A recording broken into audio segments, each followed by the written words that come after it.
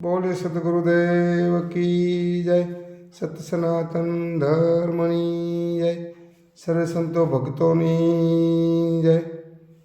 પ્રથમ તો આપણી આ સામલ ભક્તિ યુટ્યુબ ચેનલ ઉપર જે લાઈવ સંતો ભક્તો વિડીયો નિહાળી રહ્યા છો એમના દરેક સંતોના પવન ચરણોમાં સમદાસના કોટી કોટી વાર પ્રણામ, લાખ લાખ વાર પ્રણામ।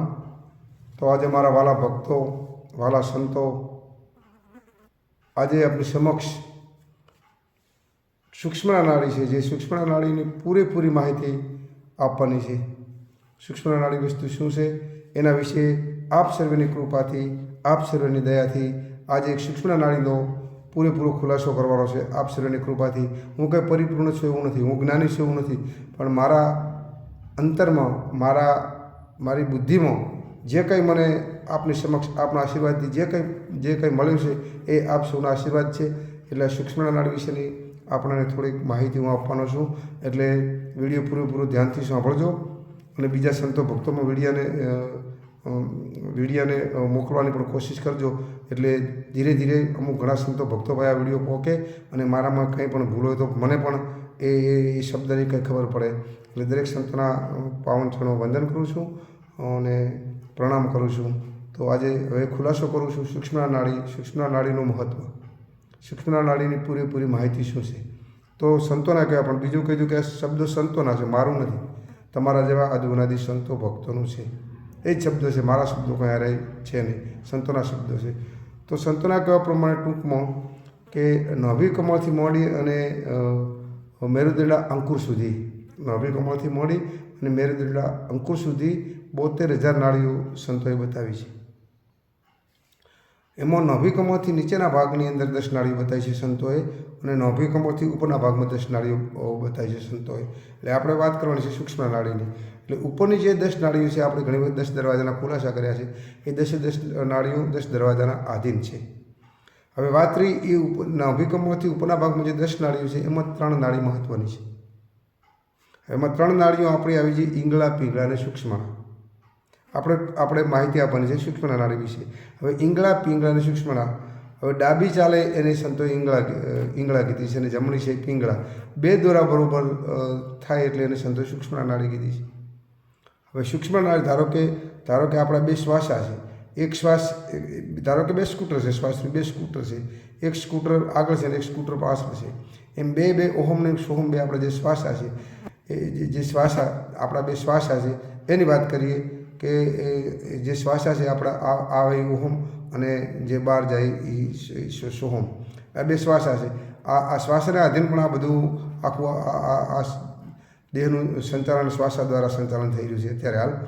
એટલે ટૂંકમાં એટલે આપણી આ 3 નાડીઓ જે બતાવી છે ઈંગળા, પીંગળા અને સૂક્ષ્મ નાડી, ડાબી ઈંગળા અને જમણી છે પીંગળા, 2 દોરા બરોબર ચાલે, આપણા 2 દોરા બરોબર ચાલે તો એને સંતો સૂક્ષ્મ નાડી। ધારો કે 2 સ્કૂટરો હોય, એક સ્કૂટર આગળ જાય તો બીજું સ્કૂટર પાછળ ધીરે ધીરે પહેલાંની સ્પીડ ધીમી થાય અને બીજા સ્કૂટર ધીરે કમ્પ્લીટ બે મધ્યમમાં આવી જાય એટલે સીધી આપણી સૂક્ષ્મ નાડી ચાલુ થાય। એમ 2 નાડીઓ ચાલુ હોય, 2 નાડીઓ ચાલતા મધ્યમાં આવે એટલે સૂક્ષ્મ નાડી ચાલુ થાય, એને સંતોષ સૂક્ષ્મ નાડી કીધી છે।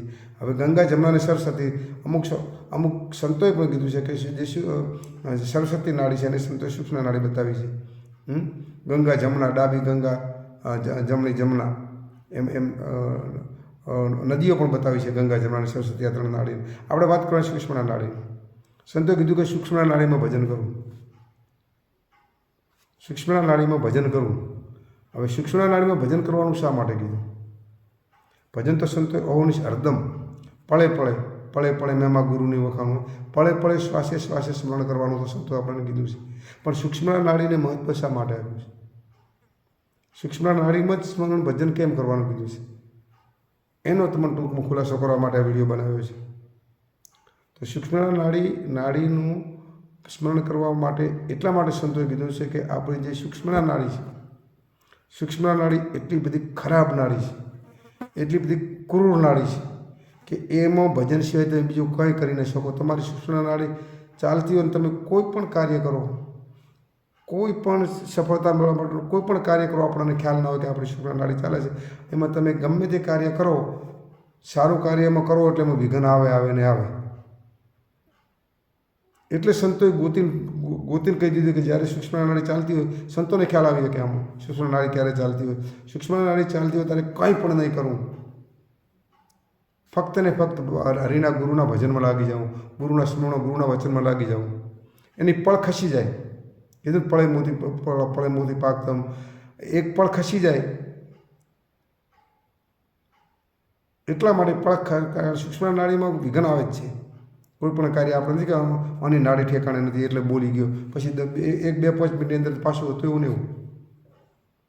એટલે સૂક્ષ્મ નાડીમાં ભજન સંતોએ એટલા માટે કરવાનું કીધું છે કે સૂક્ષ્મ નાડી એટલી ખરાબ નાડી છે, એટલી ક્રૂર નાડી છે, એમાં ભજન સિવાય બીજું કોઈ થાય નહીં. ખાલી પળ એની પળ ખસી જવાનું, ચોઘડિયું ખસી જાય ટૂંકમાં.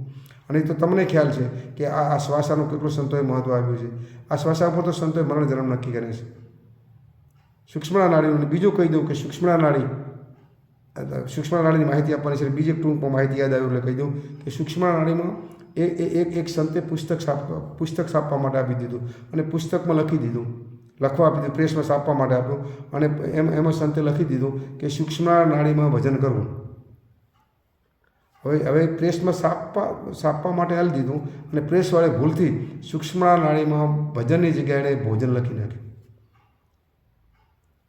હવે તમારે જો સંતોને કહે આપણે સૂક્ષ્મ નાડી ચાલતી હોય ત્યારે સાહેબ ભોજન કરો ને. તમે ખાલી 10 થી 12 વખત તમારે કોઈ કન્ટિન્યુ સૂક્ષ્મ નાડીમાં તમે ભોજન કરો ને સાહેબ. સૂક્ષ્મ નાડી ચાલતી હોય ત્યારે તમે ભોજન કરો ને કન્ટિન્યુ. એવો તમે નિયમ લો કે સૂક્ષ્મ નાડી ચાલે ત્યારે ભોજન કરવું. એટલે પેલા સાપાળે ભૂલ કરી દીધી, પુસ્તક બહાર પડ્યું, અંદર ભોજન લખ્યું. જો ખરેખર જો સૂક્ષ્મ નાડી ચાલતી હોય ને ત્યારે તમે કન્ટિન્યુ સૂક્ષ્મ નાડીમાં ભોજન કરો ને તો સાહેબ આ દેહમાં એવો રોગ ઉત્પન્ન થાય ને તે વિશ્વમાં કોઈ ડૉક્ટર આ રોગ ન મટાડી શકે અને આ દેહને વિલન થવું પડે. એટલે સૂક્ષ્મ નાડીમાં મારે ટૂંકમાં કરવાનું કે સૂક્ષ્મ નાડીમાં ભજન કરવા માટે સંતોએ એટલા માટે કીધું છે કે સૂક્ષ્મ નાડીમાં ભજન સિવાય કંઈ થાય ને. સૂક્ષ્મ નાડી ખરાબ નાડી છે, ક્રૂર નાડી છે. એનું પળ ભરી તમે ભજન કરો તો જ બેડો તમારો પાર થાય. એટલે તમારામાં જે સૂક્ષ્મ નાડી ચાલતી અંદર કાળ, ક્રોધ, લોભ, મોહ અમુક નાડી પ્રમાણે આપણા અમુકને બોલી બદલી જતી છે. મહાન સંત એટલા પરિપૂર્ણ સંતો હોય કે સારો એવો માણો હોય, અમુક વાર આપણે જોવો છે એની પળ કરતી હોય છે. એટલે સૂક્ષ્મ નાડીમાં જ થતું હોય છે.